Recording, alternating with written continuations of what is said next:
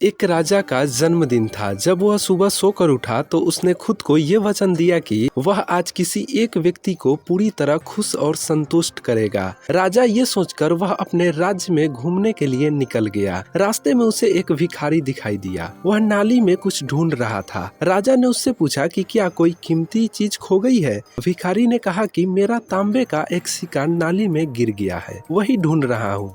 राजा ने उसे चांदी का एक सिक्का दिया और सोचा कि अब ये खुश हो जाएगा। भिखारी ने चांदी का सिक्का लिया और अपने झोले में डाल लिया। वह फिर से नाली में तांबे का सिक्का खोजने लगा। राजा ने सोचा कि शायद ये बहुत गरीब आदमी है। उसे फिर से बुलाया और इस बार सोने का सिक्का दिया। भिखारी ने सोने का सिक्का देखकर राजा को बहुत धन्यवाद दिया और वह बहुत खुश था। लेकिन वह सिक्का लेकर झोले में डाला और फिर से नाली में जाकर तांबे का सिक्का खोजने लगा। इस बार राजा को गुस्सा आ गया, लेकिन राजा को सुबह का वचन याद आ गया कि मुझे आज किसी को खुश करना है। उसने भिखारी को बुलाया और कहा कि मैं तुम्हें अपना आधा राजपाट देता हूँ, तुम अब तो खुश हो जाओ। भिखारी बोला कि राजा, मैं तभी खुश हो सकूंगा जब मुझे मेरा तांबे का सिक्का वापस मिल जाएगा। राजा समझ गया कि इसका मन उसी तांबे के सिक्के में फंसा हुआ है। उसने सैनिकों को बुलवाया और उसका सिक्का खोजने का आदेश दिया। सैनिकों ने कुछ ही देर में वह सिक्का खोजकर भिखारी को दे दिया। सिक्का को पाकर भिखारी बहुत खुश और संतुष्ट हो गया। इस कहानी से हम लोग ये सीख सकते हैं कि हम में से ज्यादातर लोग